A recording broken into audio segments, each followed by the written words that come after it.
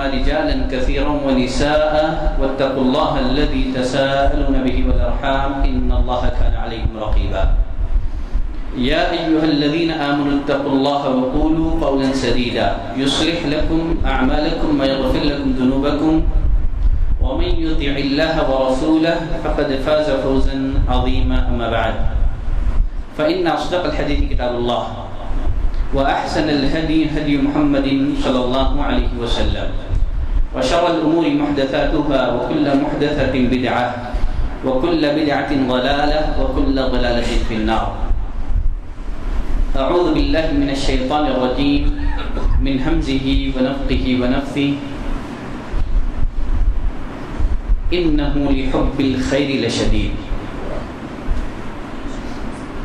برادران اسلام، عزیز دوستوں، خواتین اسلام، ہر قسم کی تعریف، بزرگی، بڑھائی صرف اللہ وحدہ لا شریک کے لیے لائق اور زیبا ہے، جو اس ساری کائنات کا خالق، مالک، رازق اور ہماری ہر قسم کی عبادتوں کا تنہا مستحق ہے۔ اللہ کی رحمتوں اور برکتوں کا نزول ہو اس دنیا میں بھیجے گئے سارے ہی انبیاء اکرام پر، خصوصیت کے ساتھ ہمارے اور آپ کے آخری نبی جناب محمد رسول اللہ صلی اللہ علیہ وسلم پر، جن کو اللہ نے رحمت للعالمین، امام المرسلین، خاتم النبیین بنا کر کے اس کائنات میں مبعوث کیا۔ برادران اسلام، عزیز دوستوں،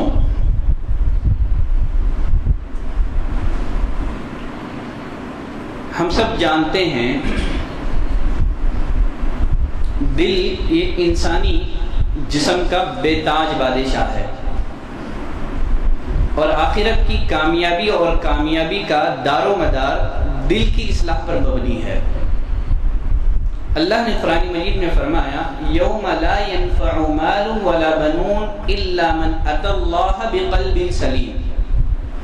قیامت والے دن نہ مال فائدہ دے گا، نہ اولاد فائدہ دیں گے، فائدے میں وہ رہے گا جو قلب سلیم لے کر کے پروردگار کی خدمت میں حاضر ہو۔ قلب سلیم کسے کہتے ہیں؟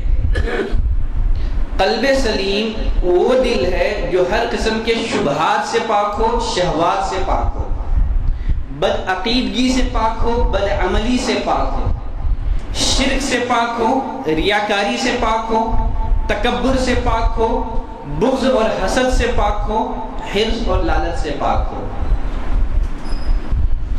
دل کو لاحق ہونے والی بیماریوں میں ایک خطرناک بیماری حرص اور لالچ بھی ہے۔ اسی لیے کہا جاتا ہے لالچ ایک بری بلا ہے، حرص ایک لعنت ہے۔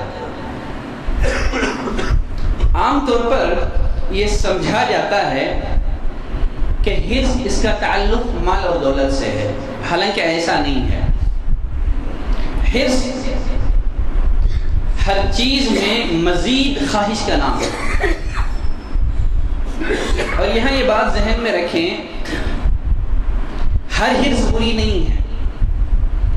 حرص کی اچھائی اور برائی کا انحصار اس شے پر ہے، اس چیز پر ہے جس کی حرص کی جا رہی ہے۔ اچھی چیز کی حرص اچھی ہے، بری چیز کی حرص بری ہے، جائز اور مباح چیز کی حرص جائز اور مباح ہے۔ تو اس لحاظ سے حرص کی 3 قسمیں ہیں۔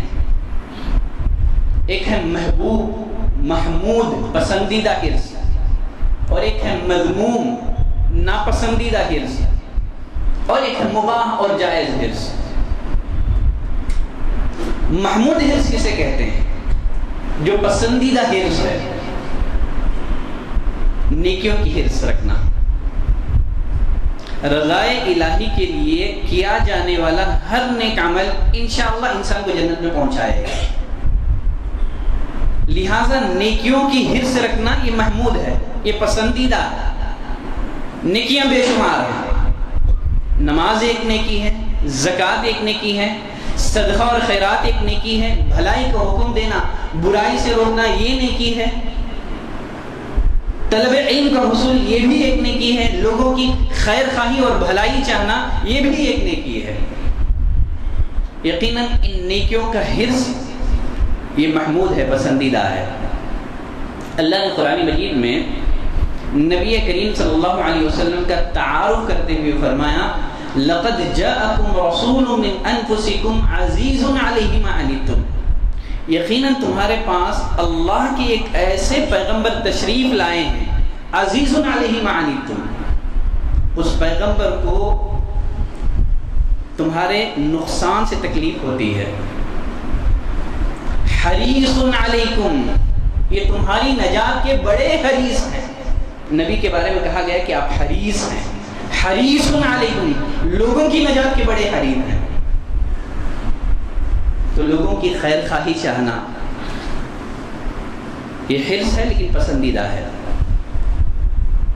اور اسی طرح ابو ہریرہ رضی اللہ تعالیٰ عنہ کی روایت میں نبی کریم صلی اللہ علیہ وسلم نے فرمایا کہ احرص علی ما ينفعک، ہر وہ چیز جو تجھے فائدہ دے اس کی حرص رکھ، اس کی حرص کر، واستعین باللہ، اللہ سے مدد طلب کر، ولا تعجز، اور عاجز مت آ۔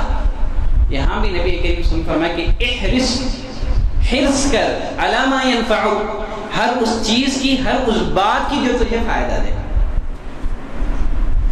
اسی طرح جنت کی حرص رکھنا یہ بھی پسندیدہ چیز ہے، یہ بھی محمود ہے۔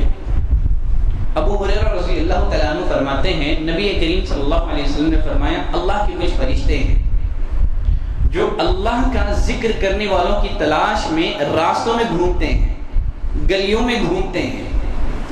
اگر وہ کسی جماعت کو اللہ کے ذکر میں مصروف دیکھتے ہیں تو وہ ایک دوسرے کو پکار کر کہتے ہیں ادھر آؤ، یہاں تمہاری مطلوبہ چیز ہے۔ جب وہ مجلس برخاست ہوتی ہے، فرشتوں کی جماعت اس مسجد، اس مجلس سے فارغ ہونے کے بعد پروردگار کے دربار میں پہنچتی ہے، تو پروردگار اپنے فرشتوں سے بندوں کے بارے میں سوال کرتا ہے۔ حالانکہ وہ بندوں کے بارے میں اچھی طرح واقف ہے، بندوں کے اعمال سے اچھی طرح خبر رکھتا ہے، لیکن اس کے باوجود وہ فرشتوں سے پوچھے گا ما یقول عبادی، میرے بندے کیا کہہ رہے تھے؟ فرشتے کہیں گے یسبحونک ویکبرونک یحمدونک ویمجدونک، اے پروردگار تیرے بندے تیری تسبیح بیان کر رہے تھے، تیری بڑائی بیان کر رہے تھے، تیری تعریف کر رہے تھے، تیری بزرگی بیان کر رہے تھے۔ اللہ فرشتوں سے پوچھے گا کیا میرے بندوں نے مجھے دیکھا ہے، میرا دیدار کیا ہے؟ فرشتے کہیں گے کہ نہیں پروردگار، تیرے بندوں نے تیرا دیدار نہیں کیا ہے، تجھے نہیں دیکھا ہے۔ اللہ فرشتوں سے کہے گا اگر میرے بندے مجھے دیکھ لیں، میرا دیدار کر لیں، تو پھر ان کی کیا حالت ہوگی؟ فرشتے کہیں گے کہ اے پروردگارہ اگر تیرے بندے تیرا دیدار کر لیں، تجھے دیکھ لیں، وہ مزید تیری عبادت کریں گے، وہ مزید تیری تسبیح بیان کریں گے، تیری بڑائی بیان کریں گے، تیری بزرگی بیان کریں گے۔ پھر اللہ فرشتوں سے پوچھے گا ما یسألون عبادی، میرے بندے مجھ سے کیا مانگ رہے تھے؟ فرشتے کہیں گے جنت، تیرے بندے جنت کا سوال کر رہے تھے۔ اللہ فرشتوں سے پوچھے گا کیا میرے بندوں نے جنت کا مشاہدہ کیا ہے؟ کیا میرے بندوں نے جنت کو دیکھا ہے؟ فرشتے کہیں گے کہ نہیں پروردگار، تیرے بندوں نے تیری جنت کا مشاہدہ نہیں کیا ہے۔ اللہ فرمائے گا فَكَيْفَ إِذَا رَأَوْا، اگر میرے بندے جنت کا مشاہدہ کر لیں، جنت کو دیکھ لیں، تو پھر ان کی کیا حالت ہوگی؟ فرشتے کہیں گے کانوا اشد علیہا حرصا، کانوا اشد علیہا حرصا، اے پروردگارہ اگر تیرے بندے تیری بنائی ہوئی جنت کو دیکھ لیں، جنت کی حرص میں مزید اضافہ ہو جائے گا۔ لمبی حدیث ہے۔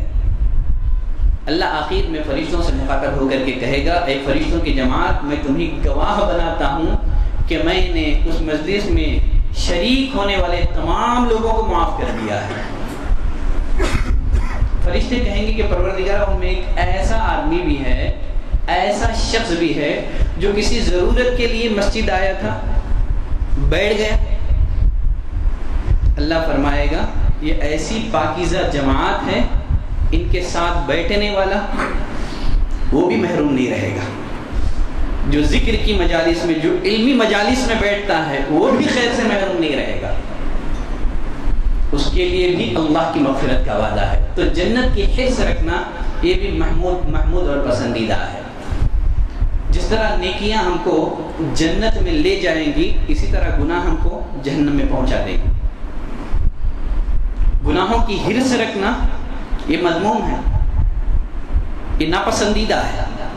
گناہ بے شمار ہے، غیبت ایک گناہ ہے، چغل خوری ایک گناہ ہے، حسد ایک گناہ ہے، سود ایک گناہ ہے، رشوت ایک گناہ ہے، گانا سننا ایک گناہ ہے، فحش پر مبنی پروگراموں کو دیکھنا ایک گناہ ہے۔ ان گناہوں کی حرص یہ مذموم ہے، ناپسندیدہ ہے۔ یقیناً ان گناہوں کی حرص آدمی کو جہنم کی آگ کا حقدار بنا دے گی۔ مباح حرص کسے کہتے ہیں؟ جائز حرص کسے کہتے ہیں؟ جائز حرص کا مطلب دولت جمع کرنا، دولت اکٹھا، گھر تعمیر کرنا، لذیذ پکوان کھانا، اچھا لباس پہننا، یہ سب مباح حرص ہے۔ لیکن اگر جائز کام اسلام میں اچھی نیت سے کیا جائے تو وہ نیکی بن جاتی ہے، اگر جائز کام اگر غلط نیت سے کیا جائے تو وہ گناہ بن جاتا ہے۔ اگر آدمی مال اور دولت اس لیے جمع کرتا ہے تاکہ غریبوں کی خدمت کرے، تاکہ رشتہ داروں کی صلہ رحمی کریں، تو جائز کام نیکی بن جائے گا۔ اگر آدمی مال اور دولت اس لیے جمع کرتا ہے تاکہ لوگوں پر فخر جتائیں تو پھر وہ گناہ بن جائے گی۔ تو انسان کی نیت جائز کام کو نیکی بنا دے گی، اور اگر نیت اس کی خراب ہے تو جائز کام کو گناہ بنا دے گی۔ دیکھیے آج کے خطبہ جمعہ میں اصل میں مجھے جس حرص سے متعلق گفتگو کرنی ہے وہ ہے مال اور دولت کی حرص۔ اللہ نے قرآن مجید میں جگہ جگہ انسان کی کمزوریوں کی نشاندہی کی ہے۔ انسان کی انہی کمزوریوں میں سے ایک کمزوری مال کی محبت بھی ہے۔ اللہ نے فرمایا وَتُحِبُّونَ الْمَالَ حُبًّا جَمًّا، تم مال سے بے انتہا محبت کرتے ہو۔ اور ایک جگہ اللہ نے فرمایا اِنَّهُ لِحُبِّ الْخَيْرِ لَشَدِيدٌ، یقیناً انسان مال کی محبت میں بری طرح گرفتار ہے۔ اور انس بن مالک رضی اللہ تعالیٰ عنہ کی روایت میں نبی کریم صلی اللہ علیہ وسلم نے فرمایا لو کان لابن آدم وادیان من مال لابتغى ثالثا، ابن آدم کا حال ایسا ہے اگر اس کے پاس مال کی 2 وادیاں ہوں بس نہیں کرے گا، لابتغى ثالثا، وہ تیسرے کی تلاش میں نکلے گا۔ اور فرمایا ولا يملأ جوف ابن آدم الا التراب، ابن آدم کا جو پیٹ ہے وہ قبر کی مٹی سے ہی بھرے گا، اس کی حرص جو ہے، اس کی جو لالچ ہے قبر میں جا کر کے ہی ختم ہوگی۔ دیکھیے مال اس پر انسانی ضروریت کا دار و مدار ہے۔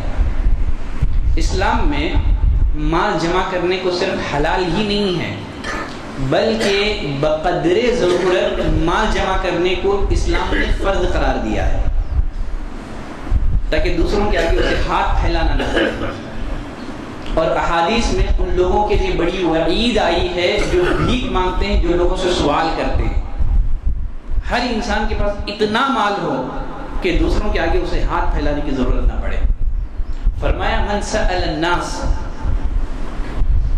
اگر آدمی ما زال الرجل يسأل الناس حتى يأتي يوم القيامة، آدمی ہمیشہ لوگوں سے سوال کرتا رہتا ہے یہاں تک کہ قیامت کے دن وہ اس حال میں آئے گا اس کے چہرے پر گوشت کا ایک ٹکڑا بھی نہیں ہوگا، ہڈیوں کا ڈھانچہ ہوگا قیامت کے دن۔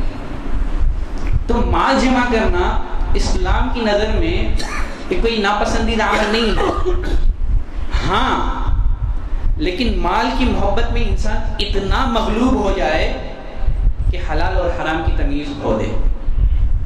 مال کی محبت میں انسان اتنا مغلوب ہو جائے اللہ کی عبادت سے غافل ہو جائے، نمازوں سے غافل ہو جائے، اللہ کے ذکر سے غافل ہو جائے، مقصد حیات سے غافل ہو جائے۔ یہ مذموم چیز ہے۔ مال بذات خود جمع کرنا یہ کوئی بری چیز نہیں ہے، مال کی محبت میں اندھا ہو جانا، حلال اور حرام کی تمیز نہ کرنا، عبادتوں سے غافل ہو جانا، بندگی سے غافل ہو جانا، اپنے مقصد وجود کو فراموش کر دینا، یہ بری چیز ہے۔ اسی لیے اللہ نے فرمایا یا ایھا الذین آمنوا لا تلہکم اموالکم ولا اولادکم عن ذکر اللہ، اے ایمان والوں تمہارا مال، تمہاری اولاد تمہیں اللہ کے ذکر سے غافل نہ کر دے۔ اور ایک جگہ اللہ نے فرمایا کہ الہاکم التکاثر، مال کی حرص نے، مال کی لالچ نے تمہیں غافل کر دیا، حتی زرتم المقابر، یہاں تک کہ تم قبر کے آغوش میں پہنچا دیے گئے۔ عبداللہ بن شقیق رضی اللہ تعالیٰ عنہ فرماتے ہیں ایک دفعہ میں نبی کریم صلی اللہ علیہ وسلم کی خدمت میں حاضر ہوا، آپ الہاکم التکاثر اس سورت کی تلاوت کر رہے تھے اور فرما رہے تھے یقول ابن آدم مالی مالی، ابن آدم کہتا ہے میرا مال میرا مال میرا مال، صرف مال کے لیے جدوجہد، مال کے لیے محنت، مال مال مال۔ نبی کریم صلی اللہ علیہ وسلم نے فرمایا تیرا مال تو وہ ہے جو تو نے کھایا فنا کر دیا، پہنا پھاڑ دیا، یا صدقہ اور خیرات کر کے اپنے نام اعمال میں محفوظ کر لیا۔ اس کے علاوہ تیرے پاس جتنا کچھ مال ہے وہ سب تو چھوڑ کر کے قبر میں جانے والا ہے، قبر میں تیرے ساتھ تیرا مال نہیں آئے گا، تو اپنے مال کا دوسروں کو وارث بنانے والا ہے۔ پھر اس مال کے لیے حرص کیا کرنا، اس مال کی خاطر اللہ کی عبادتوں سے غافل ہو جانا، اس کی بندگی سے غافل ہو جانا، یہ کون سی عقل مندی ہے؟ یہ تو حماقت ہے۔ جس مال کو ہم چھوڑ کر جانے والے ہیں اس مال کے لیے انسان اپنی زندگی کے مقصد سے غفلت برتے، یہ تو حماقت ہے۔ دیکھیے جب تک پیسہ آپ کے جیب میں ہے کوئی خطرے کی بات نہیں ہے، لیکن جیب سے ہوتے ہوئے اگر روپیے اور پیسے کی محبت آپ کے دل میں داخل ہو جائے، یہی خطرے کی گھنٹی ہے۔ جب تک پانی کشتی کے نیچے رہتا ہے، پانی کشتی کا محافظ ہے، جیسے ہی پانی کشتی کے اندر آ جائے تو کشتی کو غرق کر کے رکھ دے گا۔ اسی طرح مال اور دولت جب تک ہماری دل کی کشتی کے ارد گرد ہو کوئی نقصان نہیں ہے، لیکن اگر مال اور دولت کی محبت اگر ہمارے دل کی کشتی میں آ جائے تو یہ ہمارے دین کے لیے نقصان دہ ہے، یہ ہمارے ایمان کے لیے نقصان دہ ہے۔ اسی لیے ایک حدیث میں نبی کریم صلی اللہ علیہ وسلم نے فرمایا اگر دو بھوکے بھیڑیوں کو بکریوں کے ریوڑ میں کھلا چھوڑ دیا جائے تو وہ بکریوں کو اتنا نقصان نہیں کریں گے جتنا نقصان کہ مال کی محبت، عہدہ اور منصب کی چاہت آدمی کے دین اور ایمان کو نقصان پہنچاتی ہے۔ اور نبی کریم صلی اللہ علیہ وسلم نے اسی مال سے متعلق فرمایا لِكُلِّ أُمَّةٍ فِتْنَةٌ، دنیا میں جتنی بھی قومیں آئیں ہر امت کا، ہر قوم کا ایک فتنہ ہے، وہ فِتْنَةُ أُمَّتِ المال، میری امت کا فتنہ، میری امت کی آزمائش مال ہے۔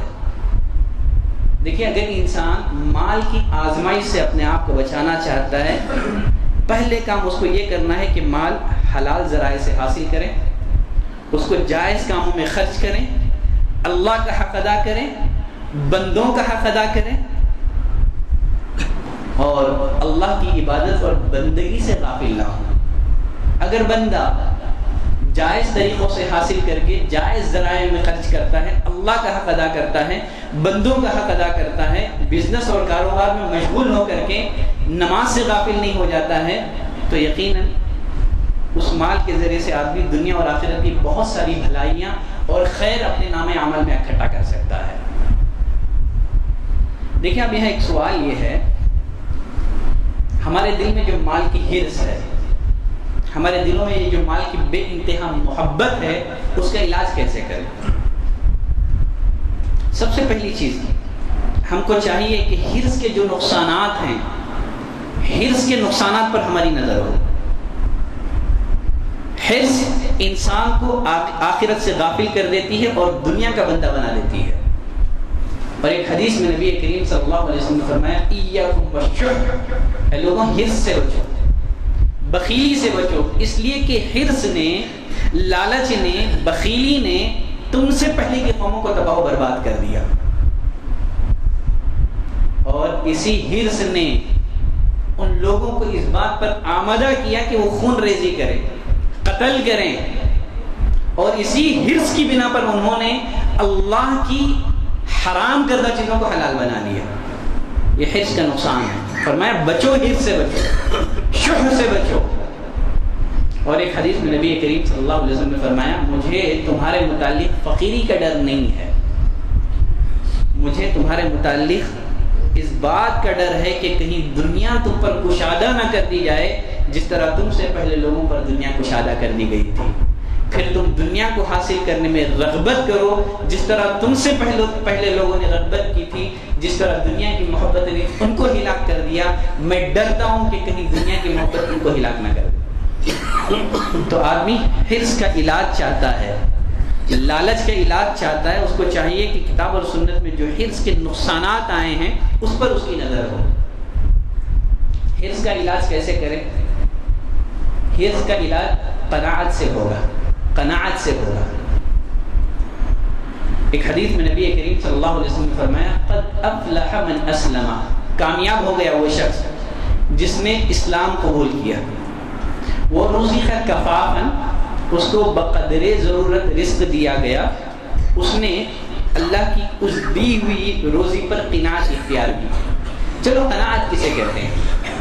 آدمی حرص کا علاج قناعت سے کر سکتا ہے۔ قناعت کسے کہتے ہیں؟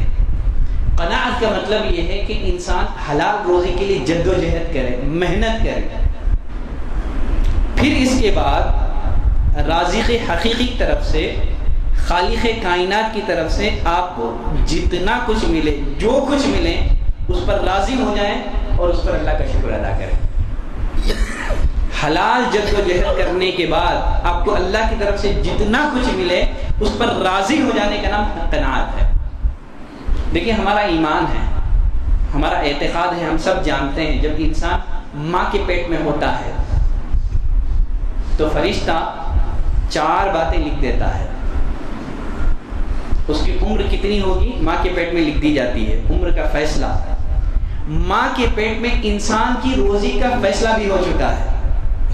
آپ لاکھ حرص کریں آپ کو اتنا ہی ملے گا جتنا آپ کی تقدیر میں لکھ دیا گیا، اس سے زیادہ آپ کو نہیں ملے گا۔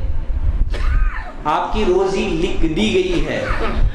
جب اللہ نے ہماری روزی کا فیصلہ کر دیا ہے تو بھلا ہم اپنی روزی کو حرام طریقے سے کیوں حاصل کریں؟ کیوں لوگوں کا حق ماریں؟ کیوں لوگوں کو دھوکہ دے؟ آپ کو جو روزی ملنی ہے وہ مل کے رہے گی، کوئی آپ سے آپ کی روزی چھین نہیں سکتا۔ جب آپ کو آپ کی تقدیر کا لکھا ہوا مل کے رہنا ہے تو ہم کو چاہیے کہ حلال طریقے سے اس رزق کو حاصل کریں۔ اللہ نے جو تقدیر میں لکھ دیا ہے وہ آپ کو حاصل ہو کے رہے گا، مل کے رہے گا، تو پھر ہم اس رزق کے لیے، اس مال و دولت کے لیے اللہ کی عبادت اور بندگی سے غافل کیوں ہو جائیں؟ اسی لیے ایک حدیث میں نبی کریم صلی اللہ علیہ وسلم نے فرمایا کہ روح الامین نے ابھی میرے دل میں یہ بات ڈالی ہے، کوئی انسان اس وقت تک مر نہیں سکتا جب تک کہ وہ اپنی روزی پوری نہ کر لے۔ کوئی انسان نہیں مرے گا۔ پھر آپ نے فرمایا اے لوگوں اللہ سے ڈرو، حلال طریقے سے اپنی روزی حاصل کرو، آپ کو آپ کی روزی مل کے رہے گی، آپ کی تقدیر کا لکھا آپ سے کوئی چھین نہیں سکتا ہے۔ تو آپ حلال جد و جہد کریں، جتنا ملے اس پر قناعت اختیار کریں، حرص نہ کریں۔ دیکھیے قناعت کے مفہوم میں یہ بات بھی شامل ہے کہ ہماری نظر دوسروں کے مال پر نہ ہو۔ ایک صحابی نبی کریم صلی اللہ علیہ وسلم کے پاس آئے، کہا اللہ کے رسول دلنی علی عمل اذا عملته احبنی اللہ و احبنی الناس۔ اللہ کے رسول آپ مجھے کوئی ایسا عمل بتائیں کروں تو اللہ بھی محبت کرے، کروں تو لوگ بھی محبت کرے، اب کوئی ایسا عمل بتائیں۔ نبی کریم صلی اللہ علیہ وسلم نے فرمایا ازہد فی الدنیا، دنیا سے بے رغبتی اختیار کرو، دنیا کی محبت کو دل میں جگہ نہ دو، دنیا سے بے رغبتی اختیار کرو، اللہ تم سے محبت کرے گا۔ اور لوگوں کے پاس جو کچھ ہے اس سے بے نیاز ہو جاؤ، لوگ بھی تم سے محبت کریں گے۔ حسن بصری رحمۃ اللہ علیہ فرماتے ہیں کہ آدمی لوگوں کی نظر میں اس وقت تک معزز رہتا ہے جب تک کہ وہ ان کے مال کا لالچی نہ بچ جائے۔ جب آدمی للچائی نظر سے دوسروں کے مال کو دیکھتا ہے تو پھر لوگوں کی نظر سے اس کی عزت ختم ہو جاتی ہے. تو آدمی حرص کا علاج چاہتا ہے تو حرص کا علاج قناعت سے کریں, محنت کریں, جو مل جائے راضی ہو جائیں, دوسروں کی مال پر نظر نہ ہو, اللہ جتنا دے اس پر راضی ہو اور اس کا شکر ادا کریں. حرص کا علاج کیسے کریں؟ اپنے خواہشات کو کنٹرول کر کے, سادگی اختیار کر کے آپ حرص کا علاج کر سکتے ہیں. دیکھیے اس معاملے میں ہمارے لیے نبی کریم صلی اللہ علیہ وسلم بہترین آئیڈیل اور نمونہ ہے. ایک دفعہ عمر بن الخطاب رضی اللہ تعالیٰ عنہ بارگاہ رسالت صلی اللہ علیہ وسلم میں حاضر ہوئے, آپ کی خدمت میں حاضر ہوئے. آپ چٹائی پر لیٹے ہوئے تھے, چٹائی پر کوئی بستر نہیں تھا, آپ کے پہلو پر چٹائی کے نشانات پڑے ہوئے تھے. یہ منظر دیکھ کر کے عمر بن خطاب رضی اللہ تعالیٰ عنہ کی آنکھوں سے بے ساختہ آنسو جاری ہو گئے. نبی کریم صلی اللہ علیہ وسلم نے عمر سے پوچھا, اے عمر کیوں رو رہے ہو, رونے کی وجہ کیا ہے؟ کہا اللہ کے رسول, یہ جو خیسر و کسرا ہیں وہ تو دنیا کے مزے لوٹ رہے ہیں اور آپ کی یہ حالت, آپ چٹائی پر لیٹے ہوئے ہیں اور اس کے نشانات آپ کے پہلو پر. نبی کریم صلی اللہ علیہ وسلم نے فرمایا, اے عمر کیا تمہیں یہ بات پسند نہیں کہ ان لوگوں کے لیے دنیا ہو اور ہمارے لیے آخرت ہو؟ تو ایک مومن کی نظر آخرت پر ہو.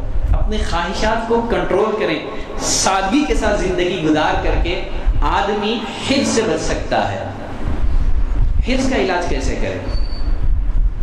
اگر آدمی حرص کا علاج چاہتا ہے, اس کو چاہیے اللہ نے اپنے فضل سے آپ کو جو نعمتیں دی ہیں نا اس پر نظر رکھے. اللہ نے ہم کو کتنی نعمتیں بن مانگے ہم کو دی ہیں. آنکھ اللہ کی بہت بڑی نعمت ہے, کان اللہ کی بہت بڑی نعمت ہے, صحت اور تندرستی اللہ کی بہت بڑی نعمت ہے. بلا وجہ اپنے سے برتر لوگوں کی آسائشوں پر نظر نہ جمائیں, اس سے لالچ کا جو پودا ہے آپ کے دل میں اگے گا. اسی لیے کتنی پیاری حدیث نبی کریم صلی اللہ علیہ وسلم نے فرمایا, انظروا الی من هو اسفل منکم, جو تم سے کمتر ہیں نا ان کی طرف دیکھو, ولا تنظروا الی من هو فوقکم, جو تم سے اوپر ہیں برتر ہیں ان کی طرف نہ دیکھو, اپنے سے کمتر لوگوں کی طرف دیکھو. آدمی اپنے سے کمتر لوگوں کی طرف دیکھے گا, کبھی وہ اللہ کی نعمتوں کو حقیر نہیں سمجھے گا. اللہ کی نعمتوں کی شکر گزاری اس کے اندر پیدا ہوگی, قناعت پیدا ہوگی, صبر کا جذبہ اس کے اندر پیدا ہوگا. وہ اپنے سے کمتر لوگوں کی طرف دیکھے گا, وہ اپنے سے اوپر والوں کی طرف دیکھے گا تو اس کے اندر حرص کا جذبہ پیدا ہوگا, حسد کا جذبہ پیدا ہوگا, اور خالق سے شکایت اس کے دل میں پیدا ہوگی. نبی کریم صلی اللہ علیہ وسلم نے فرمایا, اپنے سے جو نیچے ہیں ان کی طرف دیکھو. ہاں دین کے معاملے میں اپنے سے اوپر کی لوگوں کی طرف دیکھا جائے گا. دین کے معاملے میں فاستبقوا الخیرات, اللہ نے فرمایا نیکی کے کاموں میں تم ایک دوسرے پر سبقت لے جاؤ. دین کے معاملے میں اپنے سے اوپر کے لوگوں کو دیکھیں, لیکن دنیا کے معاملے میں اپنے سے کمتر لوگوں کی طرف آپ دیکھیں.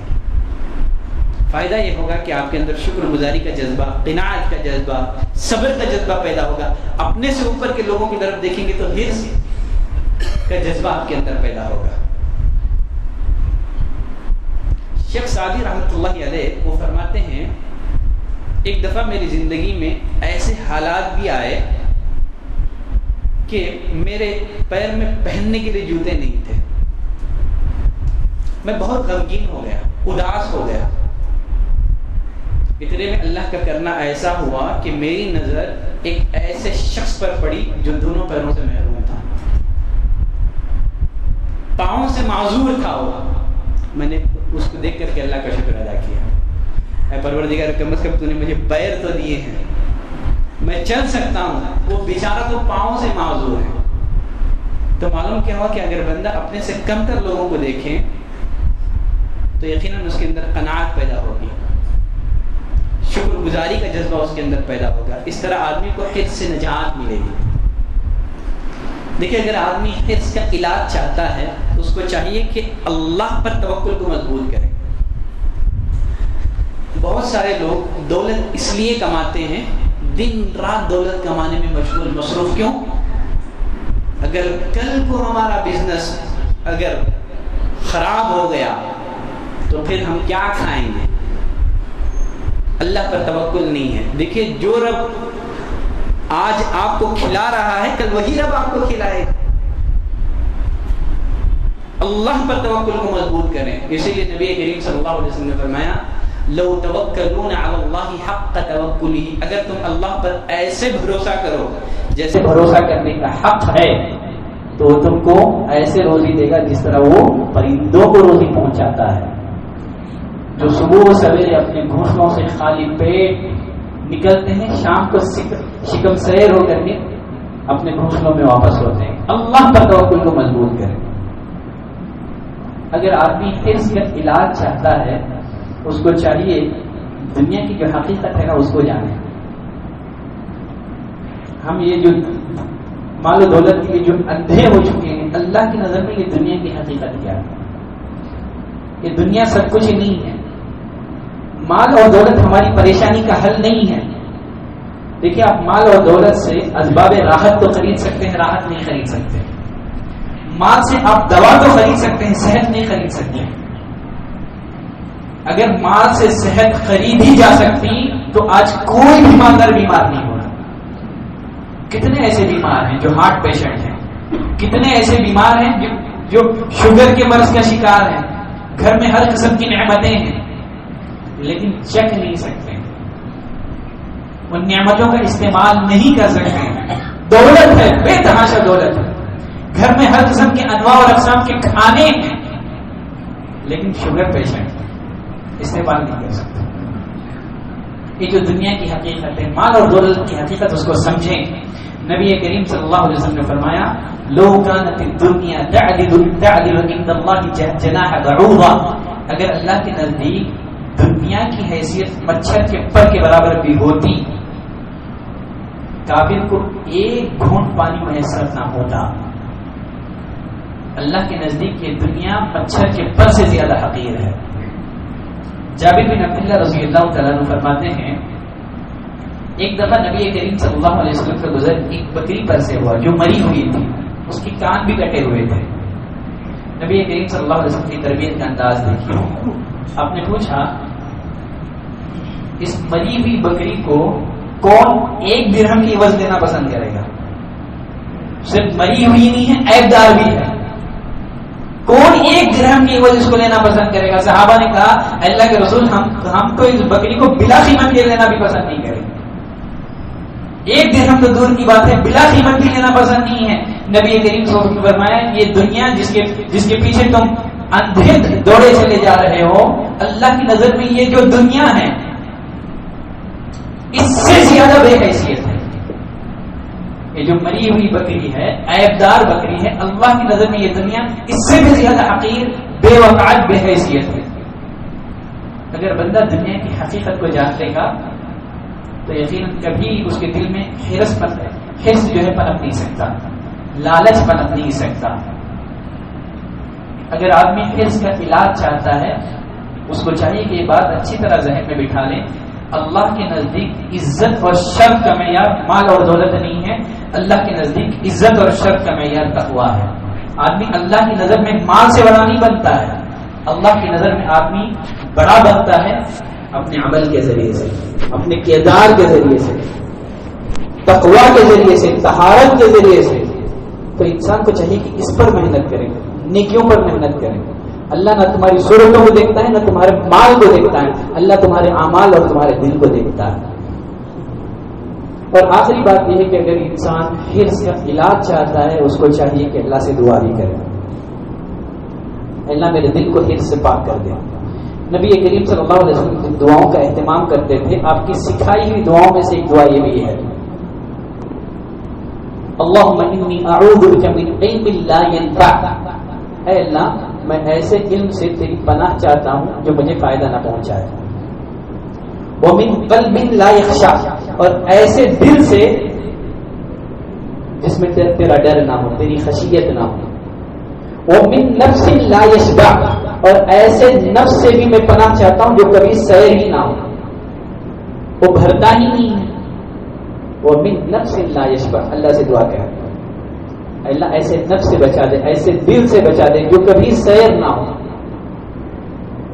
اور ساتھ ہی وَمِن دَعْوَةٍ لَا يُسْتَجَابُ لَهَا، اے اللہ ایسی دعا سے بھی میں پناہ چاہتا ہوں، دعا کروں لیکن تیرے پاس وہ دعا قبولیت کا درجہ اختیار نہ کرے. تو غیر دلوں کو لاحق ہونے والی بیماریوں میں سے خطرناک بیماری حرص بھی ہے. جیسے علامہ ابن القیم فرماتے ہیں کہ سارے گناہوں کی جڑ 3 باتیں ہیں. ایک ہے تکبر، ابلیس تکبر کی وجہ سے اللہ کی نظر میں ملعون قرار پایا. اور دوسرے نمبر پر ہے حرص، آدم علیہ الصلوۃ والسلام حرص کی وجہ سے جنت سے نکالے گئے. تیسرے نمبر پر ہے حسد. انشاءاللہ حسد سے متعلق آنے والے خطبہ جمعہ میں گفتگو کروں گا. آج کے لیے اتنی گفتگو کافی ہے. اللہ سے دعا کرتے ہیں کہ پروردگارہ تو ہمارے دلوں کو ہر قسم کی برائیوں سے محفوظ رکھ، جب تک تو ہمیں زندہ رکھ، دین پر ثابت قدمی نصیب فرما. اور ساتھ ہی آج تو بہت سارے بھائیوں نے فون کر کے ریکویسٹ کی ہے، اپیل کی ہے کہ ان کے اہل خانہ میں بہت سارے لوگ بیمار ہیں. آج بہت سارے ریکویسٹ آئے ہیں، اپیل آئی ہیں. تو اس موقع پر جن جن بھائیوں نے بذریعہ فون رابطہ کر کے مجھے دعا کی درخواست کی ہے، ہم سب مل کر کے ان تمام بیماروں کے حق میں دعا کرتے ہیں کہ پروردگارہ تمام بیماروں کو تو شفائے کلی عطا فرما، شفائے عاجلہ عطا فرما، شفائے کاملہ عطا فرما. اللہ ہم تمام کو صحت اور تندرستی کی نعمت سے مالا مال کر دے. تو ہمیں جب تک زندہ رکھ، ایمان اسلام احسان پر زندہ رکھ، اور ہمارا خاتمہ ہو تو اسلام ایمان احسان پر ہو. سبحانک اللہم و بحمدک، اشہد ان لا الہ الا انت، استغفرک و اتوب الیک.